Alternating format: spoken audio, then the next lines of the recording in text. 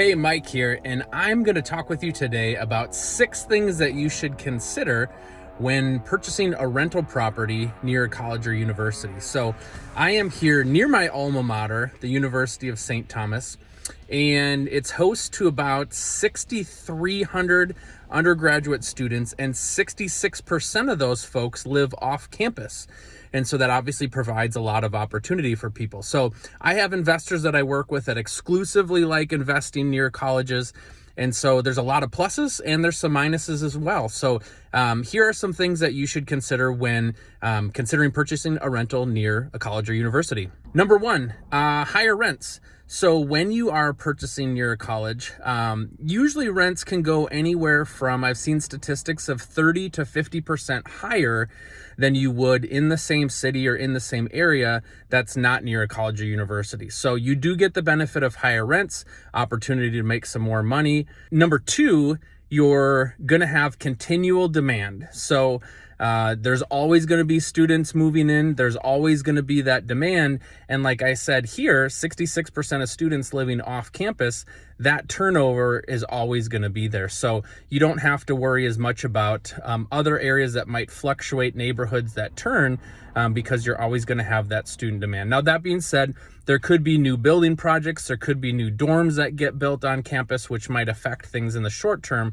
But typically there's always going to be high demand. In this case, the property that we're looking at is 4 blocks away. So it's walking distance, it's close. You're still going to have strong demand regardless. Number 3, you may not have to worry as much about upgrades. So if you're renting to a family, an urban professional, somebody, they might care a lot more about the upgrades that you have, the updates, the nice bathroom, the nice kitchen, that sort of stuff. With college students, they typically don't care as much, right? They're right out of high school. They just want a roof over their heads.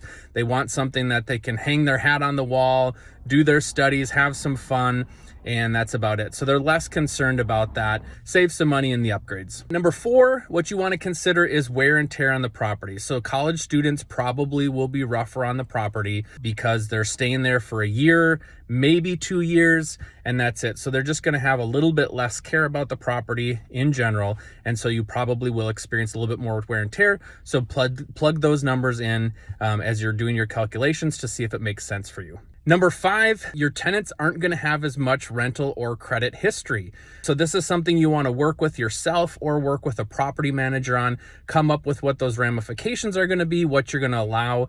You may need to have one of the parents or somebody have a personal guarantee or some sort of income to show for that rental property. So one thing to consider, there's ways to get around it, but you want to make sure that the people you're renting to are going to be able to pay their rent. So come up with what those parameters might be. And then finally, number 6 is the neighborhood relations. So know where you're renting, know the other people around you.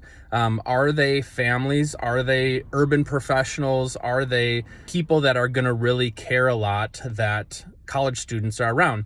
College students tend to have parties. College students tend to keep different hours. And so you want to make sure that your neighbors are okay with that. So have conversations with them, give them your contact information, have them reach out to you if they have problems, or better yet, your property manager. But you really want to keep strong relations with the neighbors to try to keep your property value as high as possible. Make sure that you have good screening process for the tenants as well. We mentioned that in the previous one, but it comes back to neighborhood relations. You want to have good neighbor relations so that you can keep this property for a long time and make some money off of it. So there you have it, 6 things for you to consider when renting property near a college or university. So could be lots of great opportunities and something for you to take a look at.